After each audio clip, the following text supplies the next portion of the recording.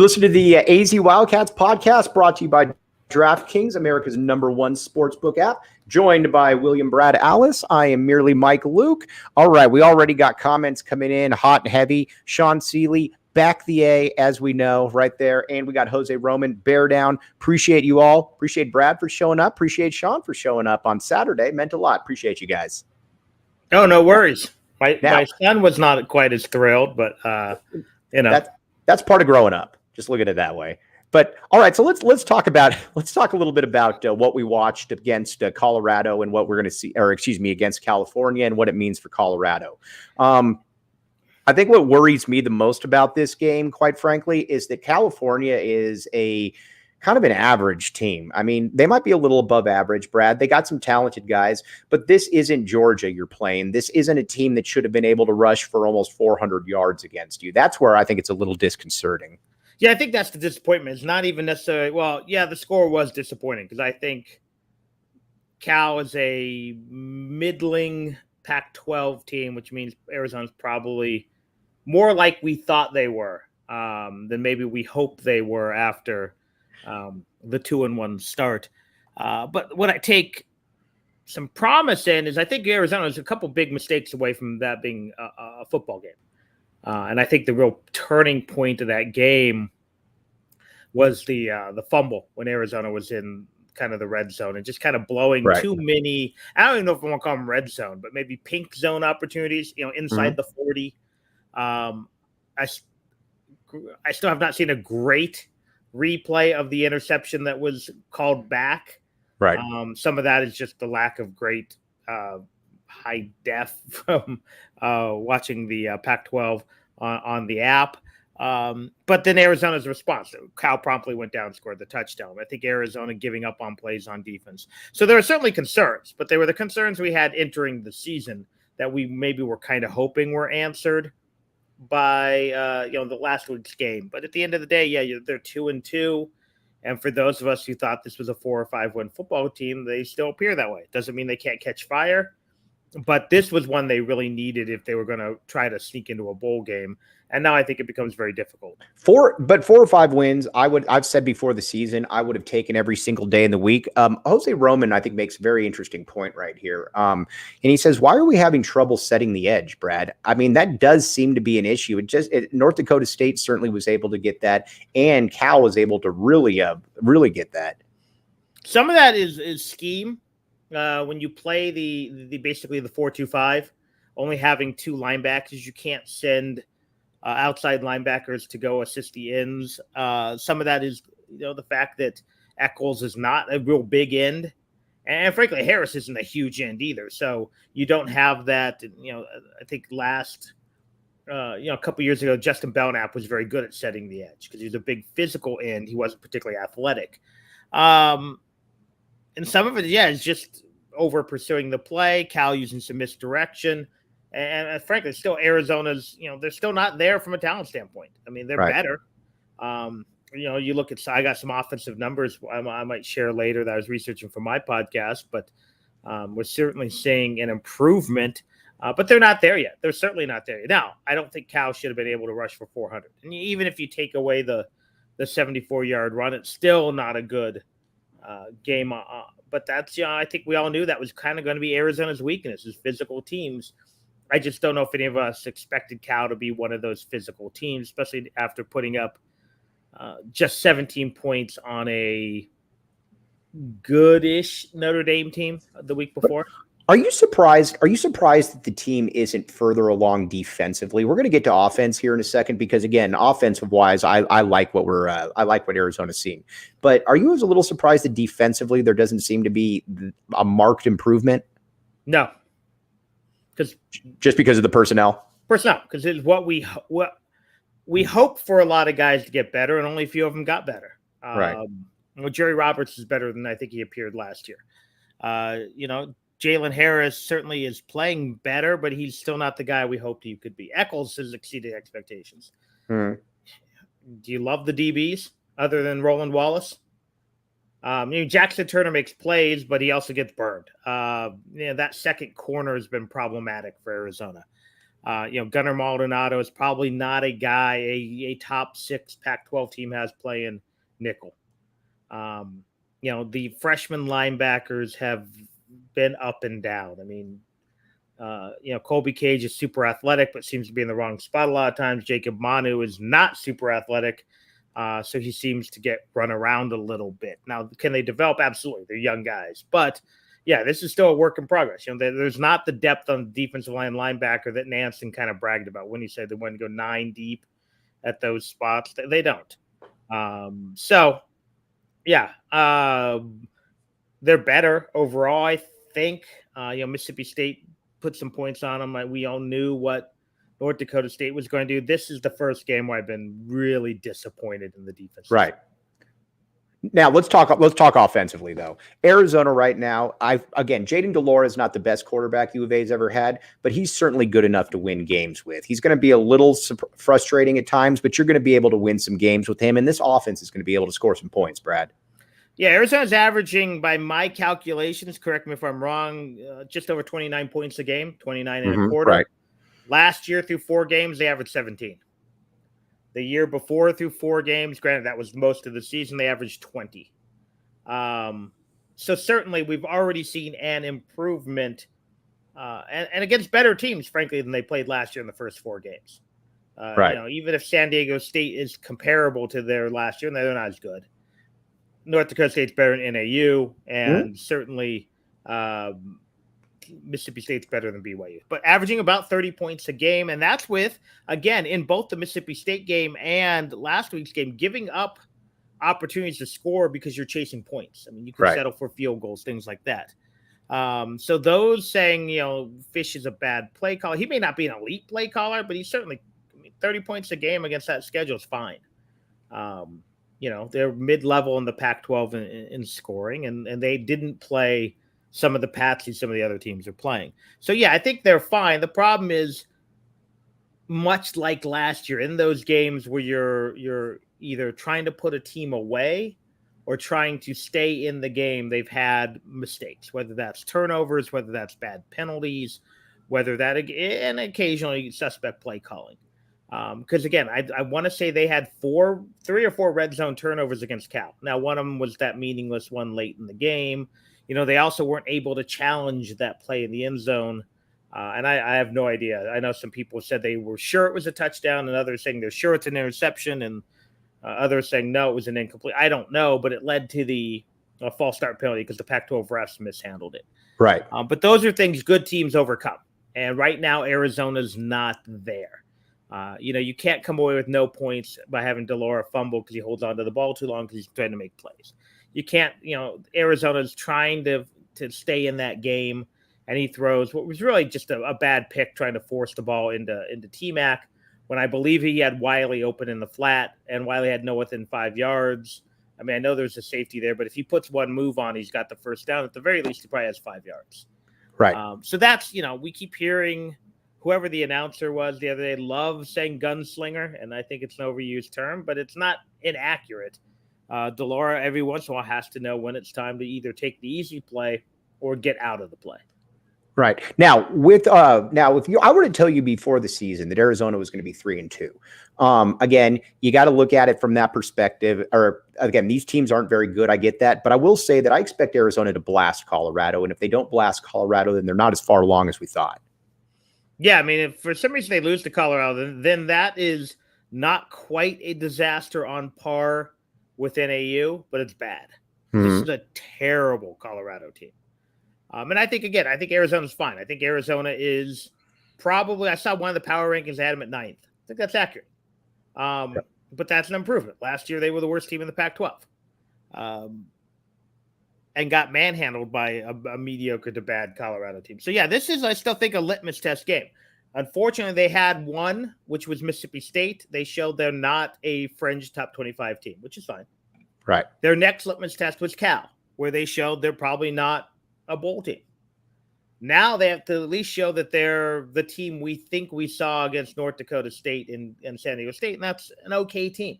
And it's fine in year 2 of a massive rebuilding to be okay. It's frustrating, but I'm not old school. I believe in moral victories because I understand you can't build Rome in a day, right? Like you can in college basketball, where all you have to do is unlock Dallin Terry's. And unlock Christian Coloco, and you're suddenly the Pac-12 champions like Tommy Lloyd did. But this is football, and the fact is you're at least have already doubled your wins, and you're probably 4 or 5 win team. That's perfectly fine in what is going to be a slow rebuild. Is it frustrating? Yeah, of course it is. We all wanted this to be an 8-4 football team, but it's not, unless something miraculous happens. And if so, great. Put Jedd Fisch as coach of the year. Right now he's at least not in the Carl Durrell category. He's definitely not in the Carl Durrell Edwards category, where they are all in contention for the what I like to call the Lorenzo Romar underwhelming coaching award. Right. Okay. Now let me tell you a couple things. First of all, Four Peaks Brewery, the official brew of the official brew of PHNX.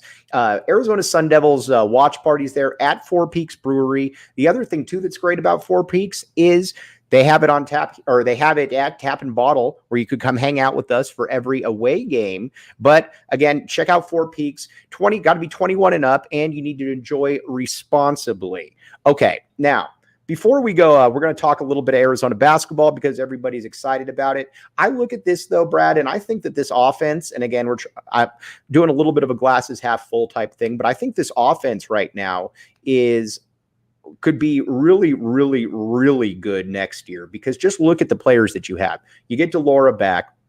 Tanner McLaughlin, as funny as it is to say, is going to be a big part of that. You could lose Cowing to the NFL. I think you do. I think he's out. Isn't he out of eligibility? Yeah, he would have one more year. He would have one more. Yeah, so I think there's a good chance he could come back because he hasn't put up those monster numbers. And then but you would have T-Mac, you would have Singer, and you would have to imagine that a guy like a Kevin Green or an A.J. Jones or somebody, emerges there. You got Fam, Speedy Luke. And then at the running back spot, you would have potentially DJ Williams, Michael Wiley, Jonah Coleman. So offensively. And you left out a name, Burnett. Who again is right now third, right? And that's not a knock on him. That's because McLaughlin and Lyons have played better, and that's fine. He's a freshman. I mean, I know we like to say, we get all excited about these 4-star freshmen. Well, you know what? Sometimes 4-star freshmen are based on their potential, not their ability to walk in right away, and that's not an indictment on Burnett. And I still think we'll see him play some this year. But right now, McLaughlin's been. You could argue he's been Arizona's most successful tight end since Gronkowski. Now, I'm not putting him in that rarefied air, but our guy Quinn Magnuson, whose son Leif is on the team, has called him McGronklin. I like it. You know who? I think if he can be Richard Griffith, if you want a name from the past, or he can be Mike Lucky, then I'm fine with that. Lamar Lovett? I mean, not Lamar Lovett. Lamar Harris. Lamar Harris, yeah. I mean, if he could be one of those. Well, Harris was a guy who was drafted really high, despite he was a much more like Chris Henry. But Arizona's had some tight ends in the past. Now they were all in the Tomey era and a little bit in the Stoops era. But if he could even be those guys, I'm perfectly happy with it.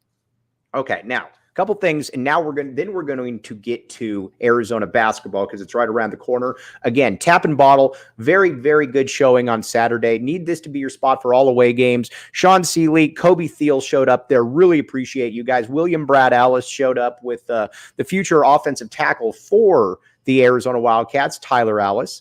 Then on top of that, had a lot of other people. But again, Four Peaks Brew there. It was a great time. That's where we're going to be for every away party.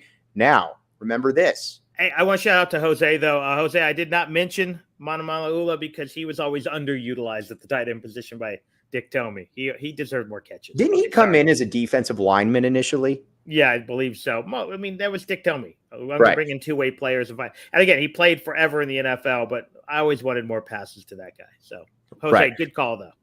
Okay, so, again, Four Peaks Brewery, check it out. Uncle Kev is going to be in town October 15th. So if you can make it there, absolutely make it there. It'd be a lot of fun to be able to see everybody. And again, got to tell you about Game Time. Game Time is the hottest new ticketing site that makes it easier than ever to score the best deals on tickets, sports, concerts, everything, shows, you name it. Save up to 60% on tickets. When you buy tickets last minute, it's great for procrastinators out there. And if you love PHNX, then you love Game Time. The best way to support us is by buying your tickets through the link in the description.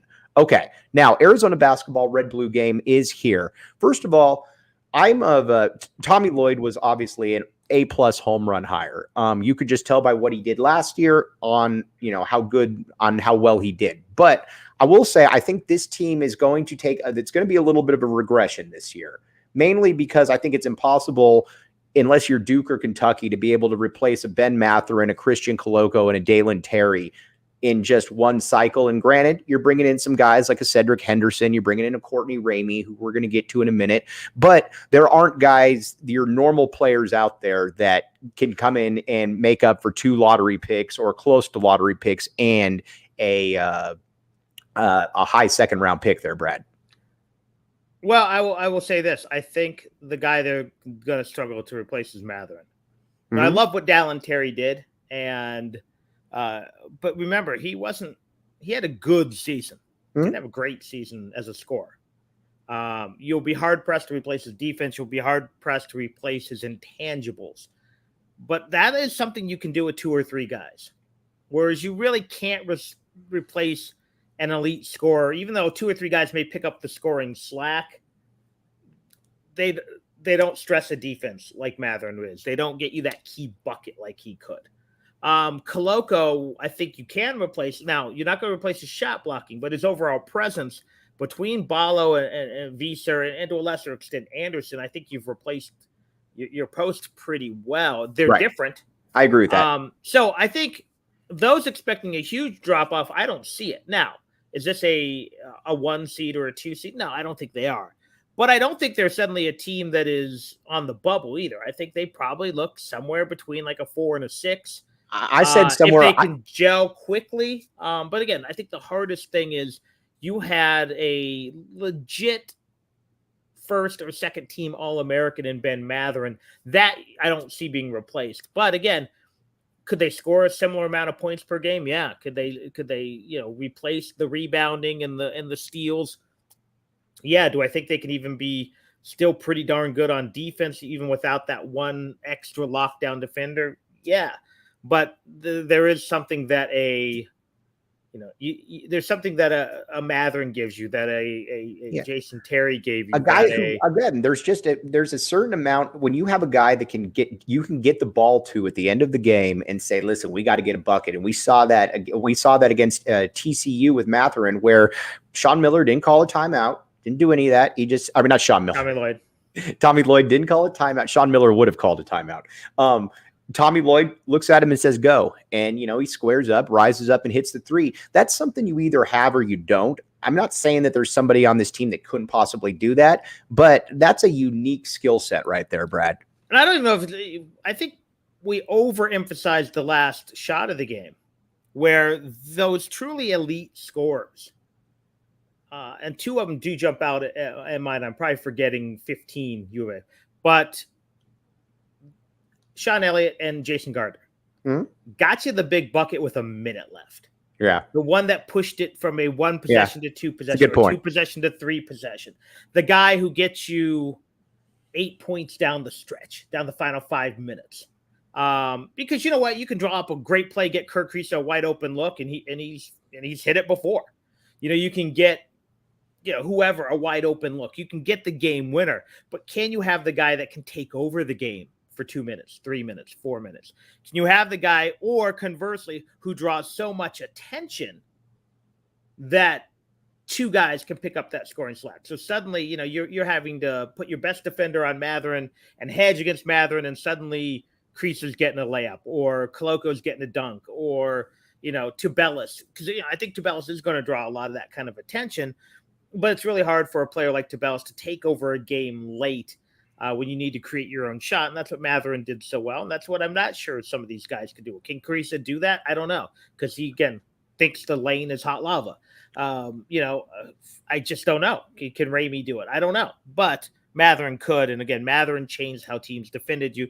Again, just like Derek Williams did, just like Mike Bibby did, just like Sean Elliott did. Go down the list of those great teams.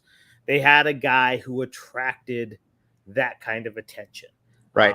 In your best case scenario, you have two or three, and you don't know what, and you have to go triangle and two and hope Michael Dickerson has an off night. Sorry to bring up some terrible memories. By the way, I see Michael Dickerson. I ref Michael Dickerson's game on Sunday night. He's playing ball. Yeah, I ran into him at a filling up his car. We talked. Looks fantastic. He does. I said, "Hey, are you Mike D?" He's like, yeah. Could you tell through all the gray hair? I'm like, no, I thought I was expecting more. Right. No. I mean, it's funny because I asked him, I was like, Michael Dickerson, right? And then he says, I think people keep asking me this because I got the gray hair now. And I almost said the exact same thing. Mike, you look fantastic for being your age. Yeah. He was always one of my favorites. I was a huge Mike D guy. No doubt. All right. Let's talk about on this team, though. So I think fair to say that Azuolas Tubelis needs to be the best player on this team.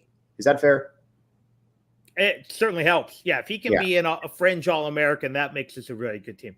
And he has the ability to do it. I know everyone's down on him because he had a bad end of the year. I think a lot of that was injury. And I think the injury got to his head a little bit.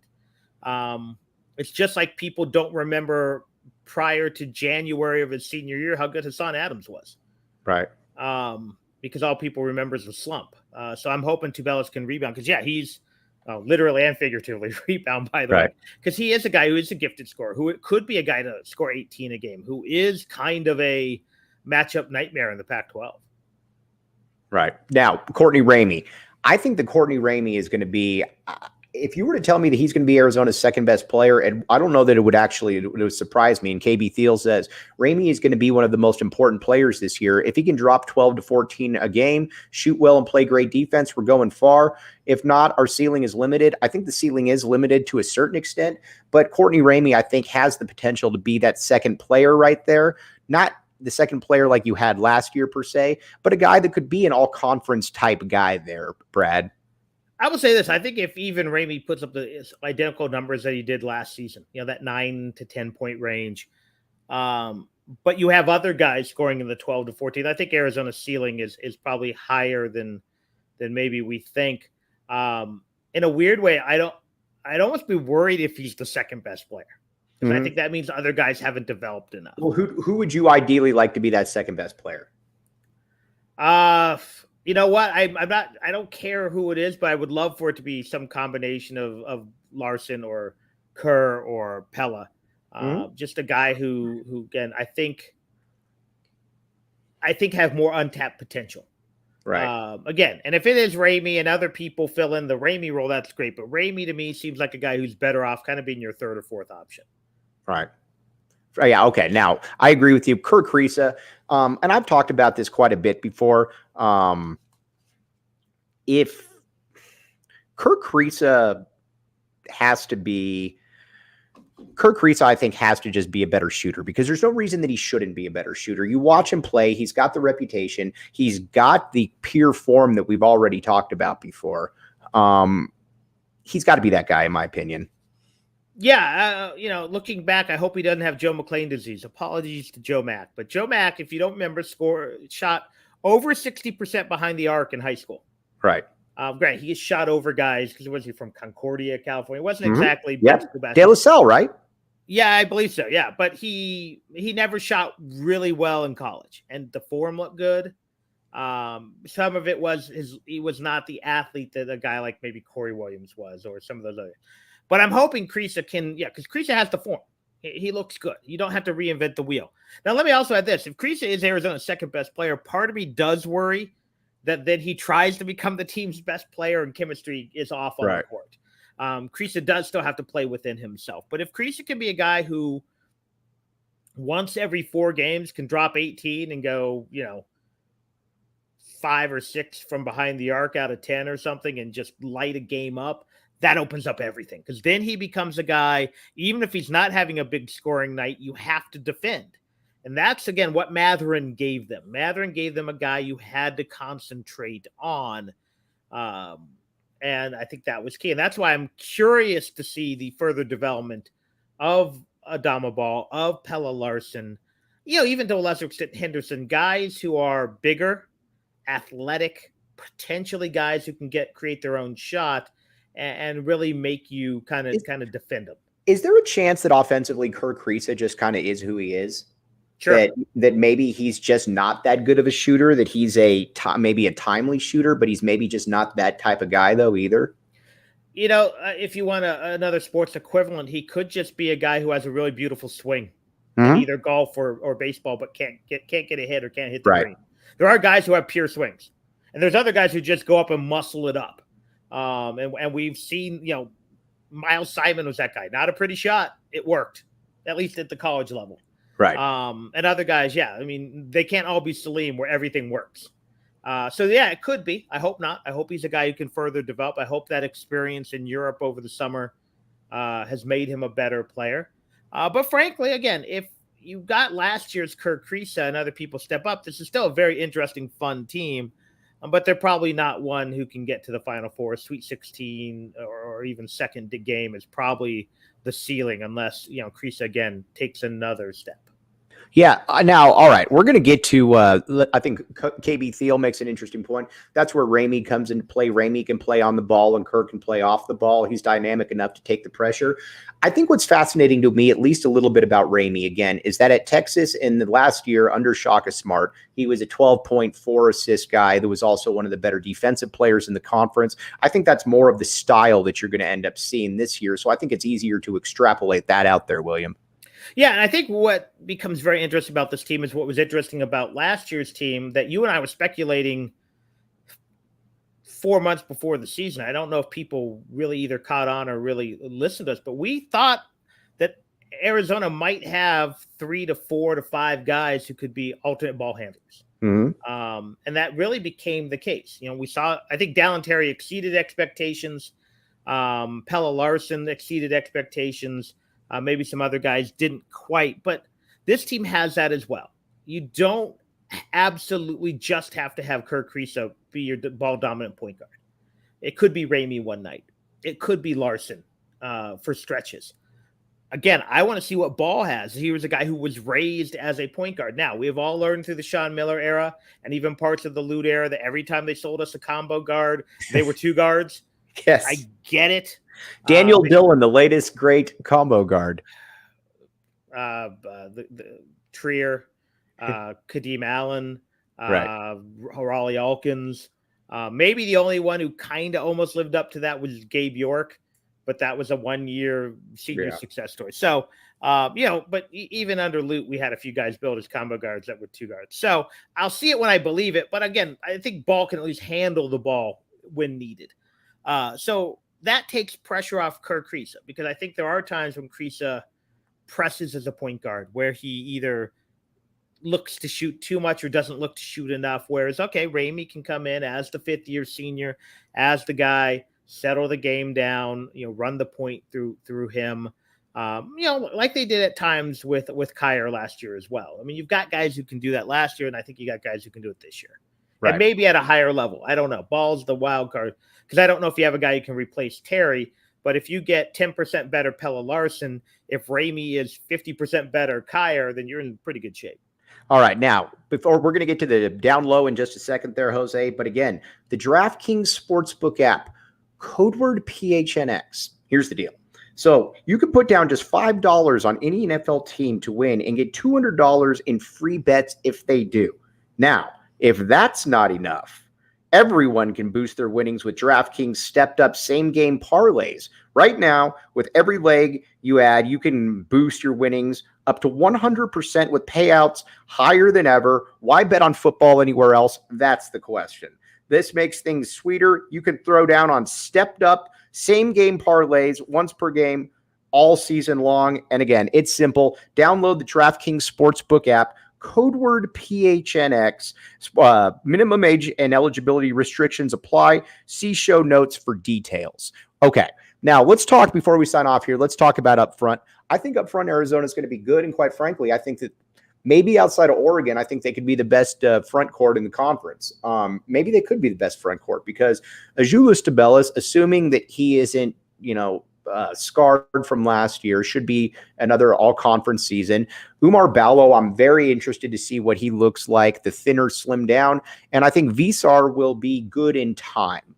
I think he could be solid, but I still look at him as more of maybe a 9-4 guy, 9-5 guy. But I'm fine with that little triumvirate right there, William. Honestly, if you can get 30 and 15 out of the post, out of all of them, 100%. Yeah, because again, I'm going to assume Zoo's a 15-7 guy, and it could be better. So if you can get another 15 out of some combination of Ballo, Visar, Henderson when he slides down to the 4, which I think will happen in some games a lot. And again, I'm not really counting on Anderson contributing much, if at all. But again, if you get into foul trouble, being able to bring off a guy with that kind of talent is a lot better than a lot of teams in the Pac-12. Right. But yeah, I think, KB just said the same thing. We know the question is how much time does Henderson spend at the 4? Right. And if you tell me he's going to spend 3 minutes a game at the 4, I'd believe you. If you tell me he's going to spend 20 minutes a game at the 4, I'd also believe you. Because again, I don't know what to expect from Visar. I think Ballo will be good because he continued to get better last year, and I don't necessarily count on the staff having that kind of regression and then having to build him back up. If anyone remembers, like the first 2 years of Channing Frye, he always seemed to play really poorly till finals ended, and then boom, mid-December he got back into the previous season's form. But so I think they also have matchup nightmares. You can go physical, big and physical. You can go small and athletic. You can mix and match. You can go really small and actually put Larson at the 4 and just try to outwing you. So I think Tommy Lloyd has the opportunity to have some fun with this lineup, and again, be able to bring along Anderson and Philly B really slowly. Right. All right, Brad. Where can they find you? Where can they get your podcasts? It's been on a little hiatus. Had a little more kid issues. But WSR Brad, I probably will only have one this week. I've had a sick kid the last 2 days, so it's kind of hard to record.